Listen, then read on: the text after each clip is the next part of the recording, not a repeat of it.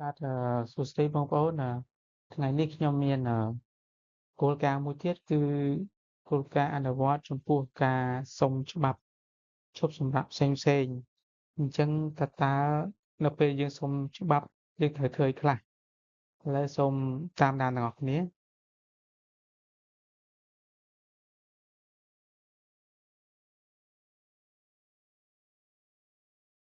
ហើយវត្ថុបំណងនៃការបង្កើតគោលការណ៍នេះគឺដើម្បីធានាថាកម្មករនិយោជិតទាំងអស់មានឱកាសអាចប្រើប្រាស់សិទ្ធិរបស់ខ្លួនក្នុងការឈប់សម្រាកបានយ៉ាងសមស្រប ហើយព្រមទាំងអាចផ្ដល់សមត្ថភាពសម្រាប់ស្ថាប័នក្នុងការគ្រប់គ្រងការងារយ៉ាងមានប្រសិទ្ធភាពដែរ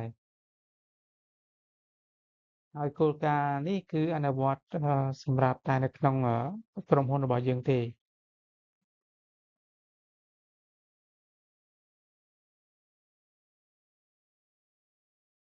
យើងមើលតួនាទីនិងការទទួលខុសត្រូវចំពោះគោលការណ៍នេះគឺផ្នែក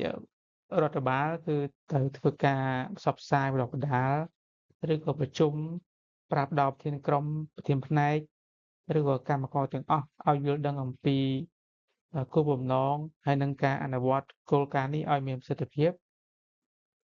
ហើយប្រធានក្រុមប្រធានផ្នែកក៏មានតួនាទីក្នុងការត្រូវប្រជុំផ្សព្វផ្សាយពន្យល់ណែនាំដល់កម្មករដែលជាកូនក្រុមរបស់ខ្លួន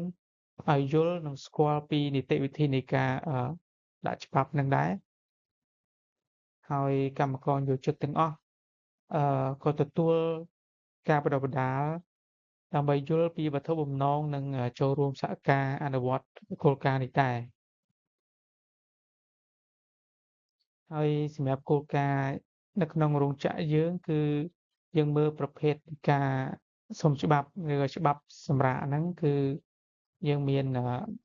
ការឈប់សម្រាកប្រចាំឆ្នាំឬក៏យើងហៅថាបំណាច់ឆ្នាំច្បាប់ឈប់សម្រាកពិសេសច្បាប់ឈប់សម្រាកធម្មតាដោយគ្មានប្រាក់ឈ្នួលយើងហៅធម្មតាថា UL ហ្នឹងច្បាប់ការឈប់សម្រាកឈឺច្បាប់ឈប់សម្រាកលំហែមាតុភាពហើយការឈប់សម្រាកប្រចាំឆ្នាំឬក៏បំណាច់ឆ្នាំហ្នឹងគឺកម្មករនិយោជិតទាំងអស់មានសិទ្ធិចំនួន18ថ្ងៃក្នុងមួយឆ្នាំឈប់សម្រាកបំណាច់ឆ្នាំហ្នឹងហើយបន្ថែមមួយថ្ងៃរាល់អតីតភាព3ឆ្នាំម្ដងរៀងរាល់3ឆ្នាំគឺថែម1ថ្ងៃហើយនៅពេលដែលដាក់ច្បាប់បំណាច់ឆ្នាំហ្នឹងគឺមិនកាត់ប្រាក់ឈ្នួលប្រចាំថ្ងៃនិងរង្វាន់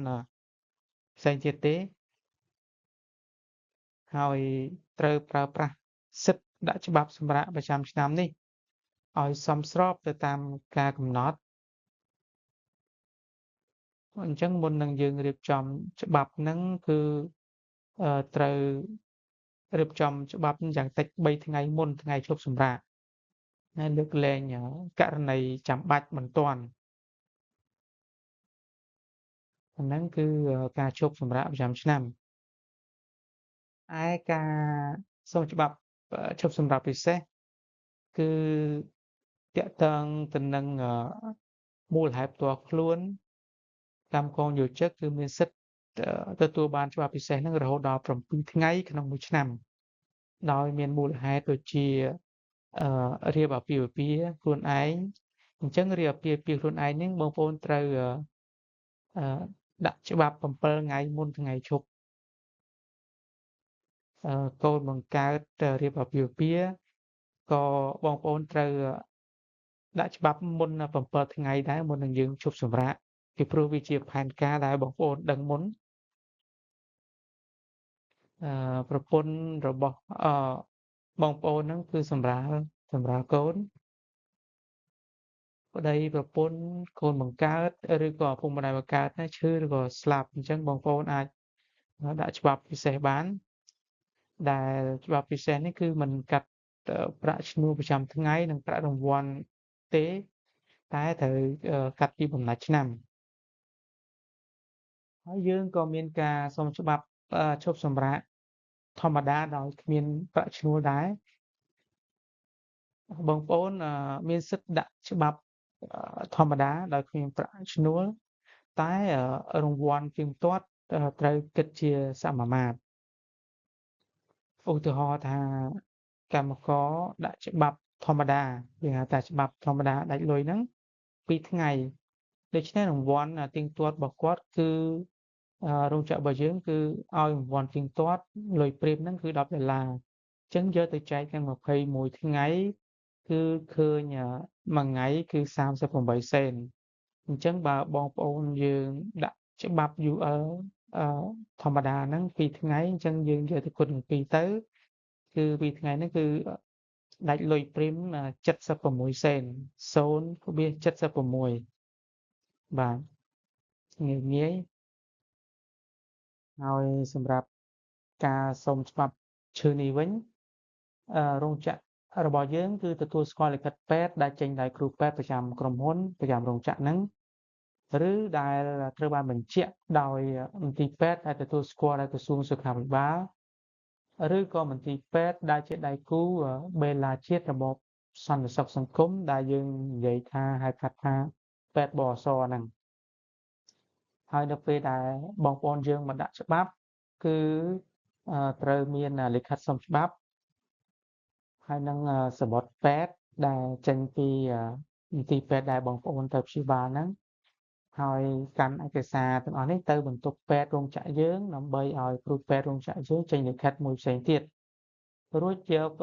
ឯកសារទាំងអស់នេះគឺមកកាន់រដ្ឋបាលដើម្បីឲ្យបុគ្គលិករបស់យើងដាក់ច្បាប់ជូនហ្នឹងសម្រាប់ច្បាប់សម្រាប់ឈឺហើយបើសិនបើកម្មករយល់ចិត្តយើងឈឺមិនអាចមកសុំច្បាប់ដោយខ្លួនឯងបានទេអញ្ចឹងបងប្អូនយើងក៏អាចធ្វើការទំនាក់ទំនងទៅប្រធានក្រុមប្រធានផ្នែកដើម្បីឲ្យគាត់ជួយចាត់ចែងដាក់ច្បាប់ជំនួសបានឥឡូវយើងចូលដល់ការឈប់សម្រាកលំហែមិត្តភាពអញ្ចឹងច្បាប់លំហែមិត្តភាពសម្រាប់កម្មការិនីគឺគាត់មានសិទ្ធិទទួលបានច្បាប់សម្រាកលំហែមិត្តភាពនេះចំនួន90ថ្ងៃហើយបងប្អូនកម្មការិនីគឺអាចបើកប្រាក់ឈ្នួលនិងអត្ថប្រយោជន៍ផ្សេងៗទាំងអស់មុនពេលសម្រាលកូនណារយៈពេលតែ48ម៉ោងក្រោយដាក់ច្បាប់លំហែមិត្តភាពហ្នឹងអញ្ចឹងនៅពេលដែលបងប្អូនរៀបចំឯកសារដាក់ច្បាប់លំហែមិត្តភាពហើយ2ថ្ងៃក្រោយមក48ម៉ោងក្រោយមកគឺបងប្អូនអាចមកបើកប្រាក់សម្រាលកូននេះទាំងអស់ណារយៈពេល90ថ្ងៃហ្នឹងហើយបងប្អូនត្រូវដាក់ច្បាប់សម្រាលមិត្តភាពហ្នឹងគឺនៅពេលដែលបងប្អូនមានផ្ទៃពោះ8ខែកន្លះហើយនៅពេលដែលបងប្អូនដល់ថ្ងៃខែចូលធ្វើការវិញបងប្អូនត្រូវរៀបចំឯកសារដើម្បីទទួលបានអត្ថប្រយោជន៍ផ្សេងៗដែលឯកសារនោះមានដូចជាឯកសាររបស់កូនព្រោះកំណត់កូនបានលឿងហើយនឹងកូពីអត្តសញ្ញាណប័ណ្ណរបស់ឪពុកម្ដាយរបស់កូនហ្នឹងអញ្ចឹងនៅពេលដែលបងប្អូនដាក់ច្បាប់លំហែមាតុភាពហ្នឹងគឺត្រូវដាក់ច្បាប់7មុន7ថ្ងៃណាមុនឈប់សម្រាកហើយសម្រាប់បងប្អូនដែលអវត្តមានមានន័យថាអត់មានសុំច្បាប់ត្រឹមត្រូវទេគឺត្រូវចាត់ទុកថាអវត្តមានឈប់អត់ច្បាប់អញ្ចឹងតែឈប់អត់ច្បាប់ហើយគឺកាត់ប្រាក់ឈ្នួលកាត់អង្វាន់និងអត្ថប្រយោជន៍ផ្សេងៗហើយប្រសិនបើឈប់អត់ច្បាប់ហ្នឹងក៏ត្រូវទទួលរងនៅការដាក់ពិន័យតាមរយៈគោលការណ៍ដាក់ពិន័យនិងបណ្តេញចេញហើយនឹងតាមបទបញ្ជាផ្ទៃក្នុងរបស់ក្រុមហ៊ុនដែរអញ្ចឹងយើងមិនមែនតែចេះតែឈប់អត់ច្បាប់ប្រេះប្រាស់ទេហើយប្រសិនបើបងប្អូនឈប់គ្មានច្បាប់ទម្លាប់ត្រឹមត្រូវចំនួន6ថ្ងៃក្នុងមួយខែហ្នឹងគឺមានន័យថាបងប្អូនបានបោះបង់ការងារចោលហើយរបៀបឬក៏ដំណើរការនៃការស្នើសុំច្បាប់សម្រាកនេះគឺបងប្អូនត្រូវដាក់ស្នើសុំការឈប់សម្រាក ហ្នឹងតាមប្រព័ន្ធស្តង់ដាររបស់រោងចក្រឲ្យបានត្រឹមត្រូវហើយការស្នើសុំហ្នឹងត្រូវដាក់មុន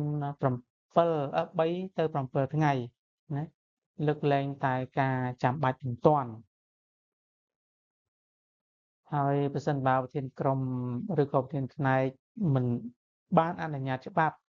ណាបងប្អូនកម្មករយើងត្រូវមកបន្ទប់រដ្ឋបាលដើម្បីស្វែងរកដំណោះស្រាយតើហេតុអីក៏មិនបានអនុញ្ញាតច្បាប់ឲ្យបងប្អូនហើយនេះគឺជាទម្រង់ក្រដាសច្បាប់របស់យើងអញ្ចឹងបងប្អូនត្រូវទៅសេឈ្មោះអត្តលេខក្រុមថ្ងៃខែចូលធ្វើការណាលេខ ID លេខកូដអីផ្សេងៗហើយសរសេរថ្ងៃសុំច្បាប់ហើយចំនួនប្រហែលថ្ងៃថ្ងៃចូលវិញថ្ងៃណាហើយកន្លែងមូលហេតុនេះបងប្អូនដាក់មក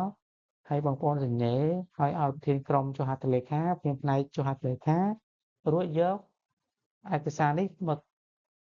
បន្ទប់រដ្ឋបាលដើម្បីឲ្យបុគ្គលិករដ្ឋបាលគាត់ដាក់ច្បាប់ជូនបាទយើងមានប៉ុណ្ណឹងបាទសូមអរគុណ